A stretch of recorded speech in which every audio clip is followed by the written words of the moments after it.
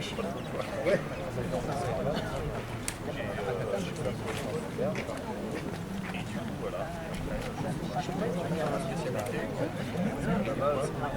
actuellement, je fais du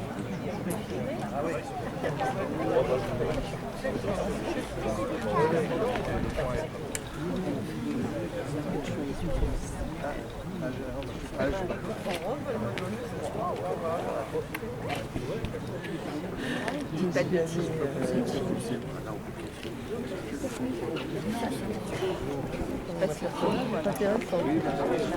C'est vendeur.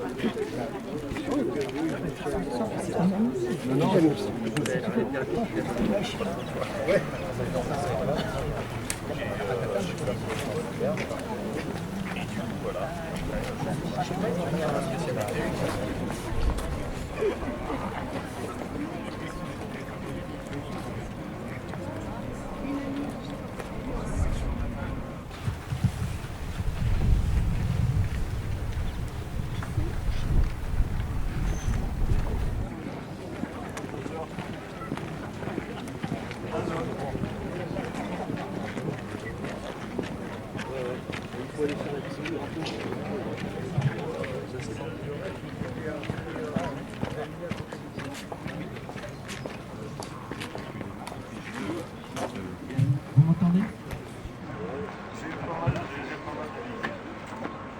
Bonjour à toutes et tous. Je vous présente le maître de cérémonie, M. Joël Robert Anscourade, premier maire adjoint de la mairie de Sampigny.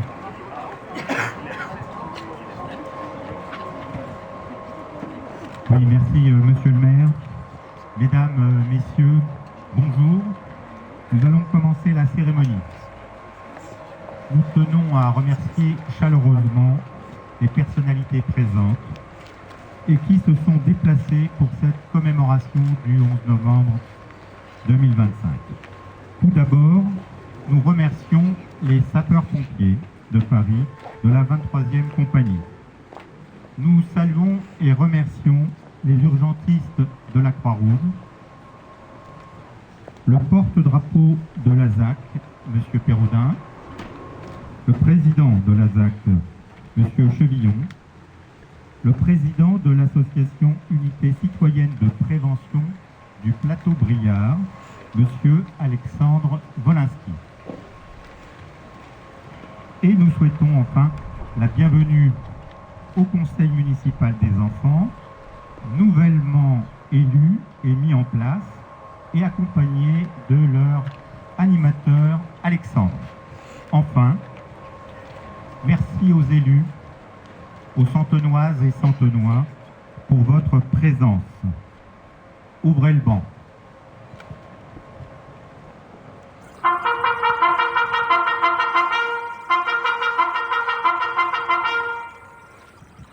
Attention pour les couleurs. Envoyez.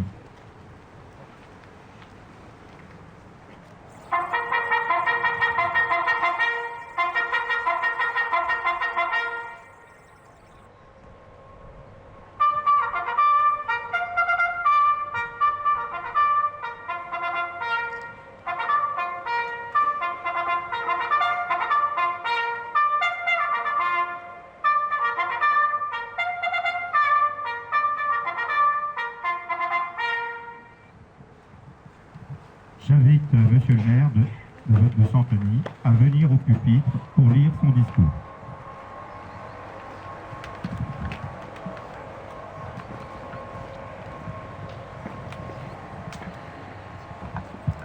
Mesdames et messieurs, chers concitoyens, chers enfants du CME, avant tout, permettez-moi d'excuser le sénateur Christian Cambon et Laurent Lafont, retenus tous deux par d'autres cérémonies commémoratives.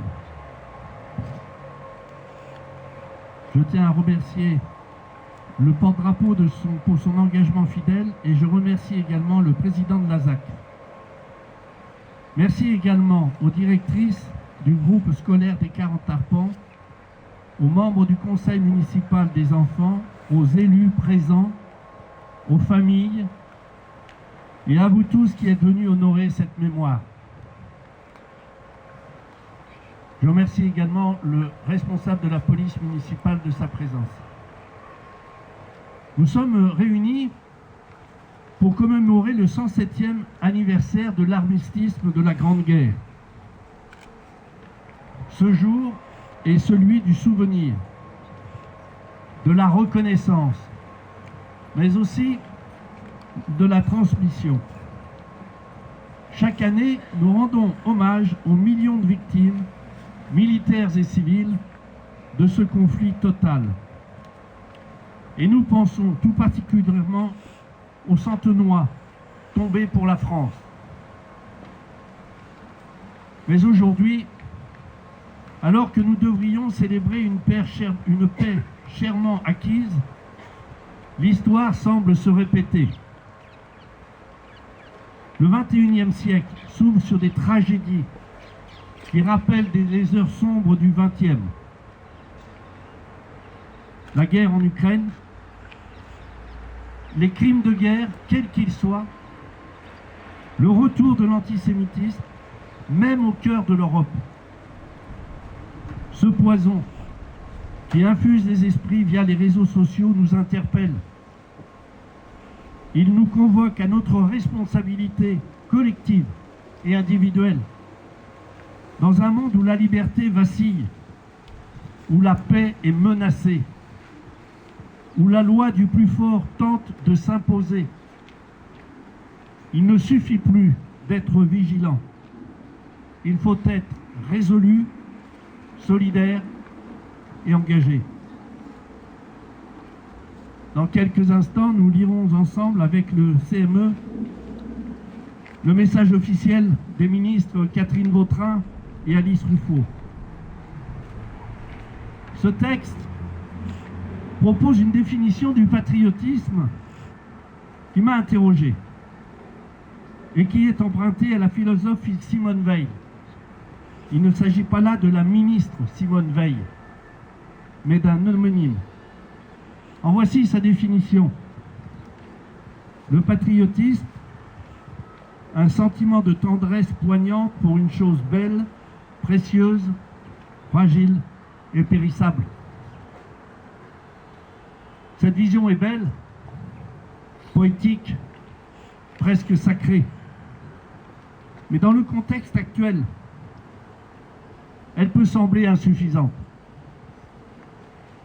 Car si le patriotisme est tendresse, il doit être aussi lucidité, courage et résistance. Il ne s'agit pas de rejeter cette définition, mais de la compléter. Le patriotisme est aussi un engagement actif pour défendre nos valeurs face aux menaces. Je vous propose maintenant de découvrir le message des ministres avec le concours des jeunes conseillers municipaux du CME. Il va s'agir d'une lecture à 2 voix. C'est pourquoi je vais laisser la parole à nos nouveaux jeunes conseillers municipaux.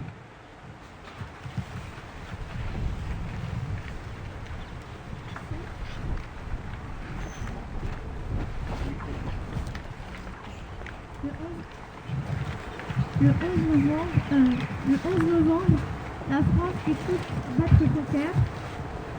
Elle se recueille devant les noms de ceux qui ont donné leur vie pour que nous vivions libres.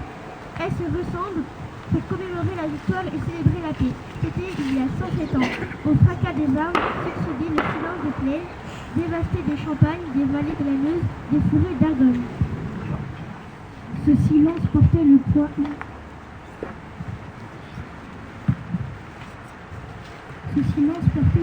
immense de ceux qui étaient morts durant 4 années dans les grandes batailles, couchés dessus le sol ou ensevelis sous la boue.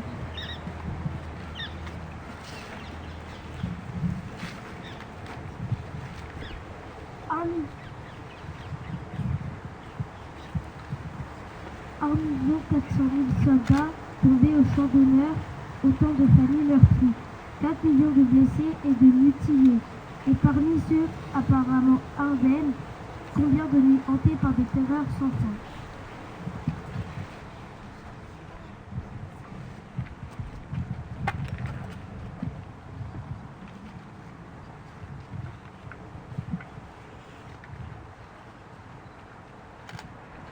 Merci les enfants pour la lecture de cette première partie du discours que je vais poursuivre. Chaque année, devant les monuments de nos communes, les générations se rejoignent. Unis dans cette mémoire, nous rendons visible l'idéal qui nous tient debout. Le sens que nous avons donné à notre histoire, le projet collectif que nous poursuivons par-delà les tragédies, construire un ordre tel que la liberté, la sécurité et la dignité de chacun y soient garanties. Selon les mots du général de Gaulle en 1941, ce projet porte un nom, la République. La République a donné à chaque soldat mort pour la France, aussi anonyme soit-il, d'être honoré à la place la plus élevée, celle qu'occupe la tombe du soldat inconnu sous l'Arc de Triomphe. En lui s'incarne le sacrifice de tous les morts pour la France, d'hier et d'aujourd'hui, jusqu'à ceux qui, loin de chez eux, sont tombés en Indochine, en Algérie, dans les Balkans, en Afrique, en Afghanistan, au Levant. En lui se mêlent leurs visages, venus de tous horizons, ceux des fusiliers marins bretons et des tirailleurs sénégalais, unis dans le même héroïsme à Dixmude. Ceux tombés à Verdun et sur les plages de Provence, ceux des francs-tireurs et partisans et des résistants du réseau Alliance, ceux de ces combattants venus d'Afrique, du Pacifique, des Amériques et d'Asie, qui reposent désormais dans le sol de France, sous les croissants, les étoiles ou les croix des carrés militaires. Ceux des incorporés de force alsaciens et mosellans, pris dans le drame intime de leur conscience. Ceux qui croyaient au ciel et ceux qui n'y croyaient pas. Sur ce soldat de tous les âges et de toutes les origines, la flamme du souvenir ne s'est jamais éteinte. Il y a 100 ans, en 1925, était organisé aux Invalides le premier atelier de confection du bleuet de France, devenu le symbole de la solidarité avec le monde combattant. Cette petite fleur qui poussait dans les tranchées témoigne de la force d'âme de la nation. Force d'âme qu'ont rappelé les commémorations du 80e anniversaire des débarquements, de la libération et de la victoire dans une époque, la nôtre, où nous réapprenons que la guerre est possible. Assistant depuis Londres au péril qui pesait sur la survie même de la France, la philosophe Simone Veil offrait en 1942 une définition du patriotisme que chacun peut faire sienne. Le sentiment de tendresse poignante pour une chose belle, précieuse, fragile et périssable. Ce patriotisme demeure une nécessité vitale. Marc Bloch, l'homme des Lumières dans l'armée des ombres, en incarna l'exemple. Son entrée au Panthéon le 16 juin prochain, décidée par le président de la République, rappelle que l'esprit de défaite est toujours un poison mortel. La flamme qui l'animait fut une invincible espérance. L'espérance de ceux qui ont décidé d'être forts pour protéger ce qui est juste. Cette espérance que symbolisait déjà dans le ciel de Reims, le 11 novembre 1918, les tours restées debout de la cathédrale martyre. Le 8 juillet 1962, sous ses voûtes reconstruites, était scellée la réconciliation franco-allemande pour que l'Europe vive libre et en paix. Car là sera toujours l'espérance de la France, fidèle au sacrifice de ses anciens, à ses valeurs, à ses promesses, consciente de sa vocation universelle, au service de la paix. Vive la République, vive la France.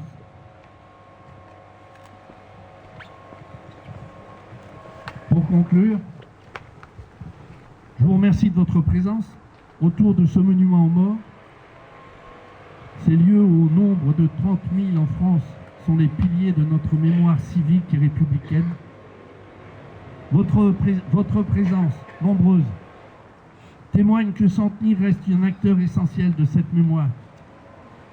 Merci au CME, merci aux parents pour leur implication dans la transmission des valeurs de la République. Dans un monde instable, chacun de nous a la responsabilité d'agir pour que les choses s'améliorent. À l'heure des réseaux sociaux, devenus parfois des vecteurs de haine et de désinformation, il nous faut faire preuve de maturité, de discernement, de civisme, voire de fermeté pour défendre les valeurs qui nous furent transmises par nos aînés. Soyons plus que des sentinelles, soyons des passeurs de mémoire, des éducateurs de paix, des bâtisseurs d'un avenir commun. Cela exige écoute, unité et culture. C'est à ce prix que la paix peut triompher. Alors oui, soyons unis et combatifs pour défendre ce bien commun, fragile et précieux. La paix dans la liberté, la France et l'Europe. Vive la République, vive Centeny.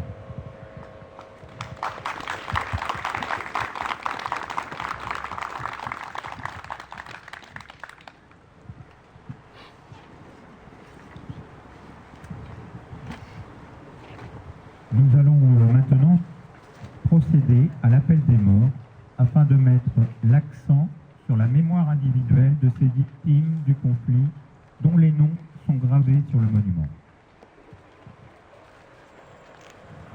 Soldat Horace Louis. Sergent Bocquet-Lucien. Soldat Bourbon Augustin. Capitaine Braque de la Perrière Paul Achille. Soldat Canien Joseph. Caporal Clavier Hector. Caporal Choureau Philibert. Soldat Coutard Henri. Soldat Creté Albert. Soldat Decrive Auguste. Soldat Devallé Émile. Doux Jean-Marie. Galien Auguste. Givry Maurice. Guérin Henri. Guérin Marcel. Guérin Marcel Julien. Caporal Jacob Émile. Conducteur Le Prince Émile. Sergent Moreau Louis. Soldat Pessou Louis. Soldat Petit Célestin. Caporal Petit Ulysse. Soldat Rivière Jean. Soldat Rocher Julien. Soldat Saunier Eusèbe. Soldat Sor Joseph. Soldat Thomas Émile. Soldat Thomas Georges. Soldat Turbide Ernest. Sergent Vallée Eugène. Soldat Van de Poncel Eugène. Soldat Ivan Émilien.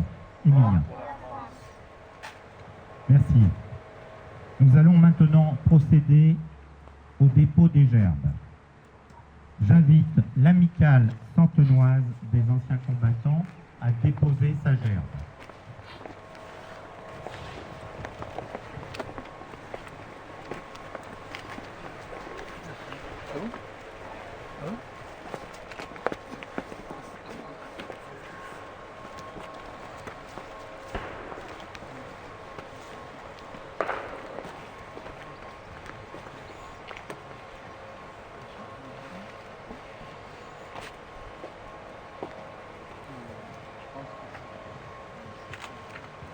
J'invite maintenant le conseil municipal des enfants à déposer sa gerbe.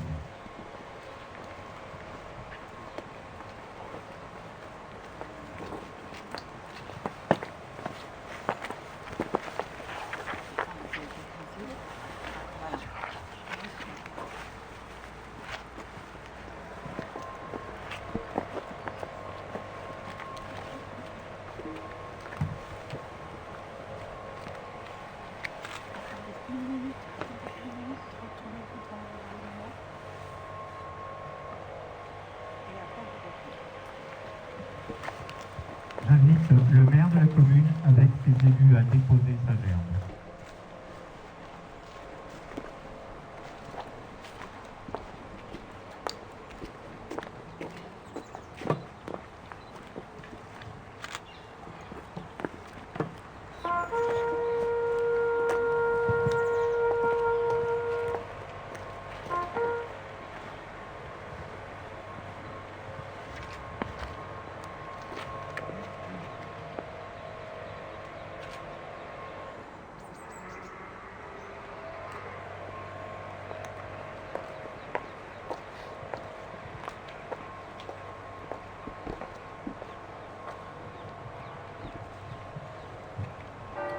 Alors, nous allons maintenant rendre hommage aux morts pour la patrie à travers une sonnerie spécifique. Aussi, je demande aux hommes en civil de bien vouloir se découvrir. Aux morts.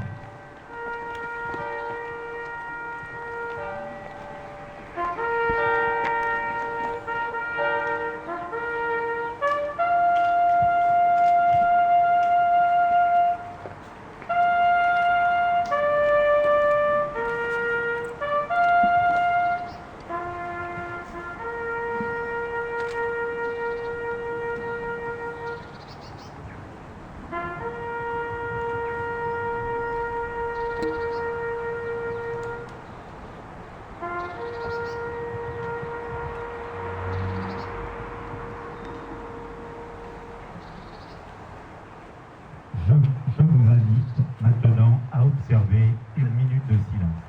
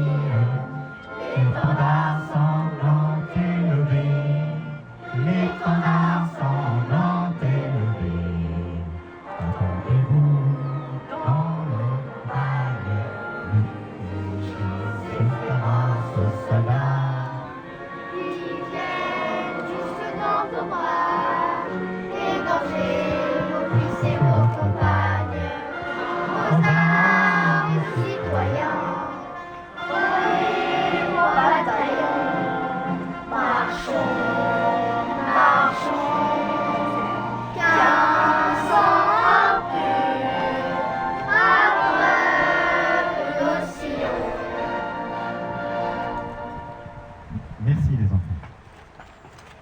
Fermez le banc.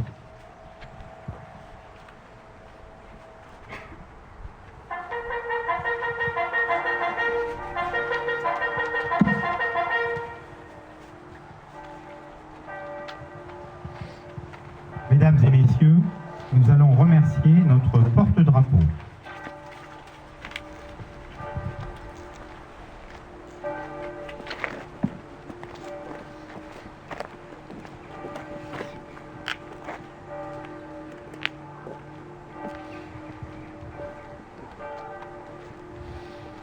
cette cérémonie touche à sa fin et je vais céder le micro à monsieur le maire. Bien, je vous remercie à toutes et tous de votre présence et je vous invite donc dans la salle des cérémonies à boire la coupe de l'amitié et je vous dis à tout de suite. Merci.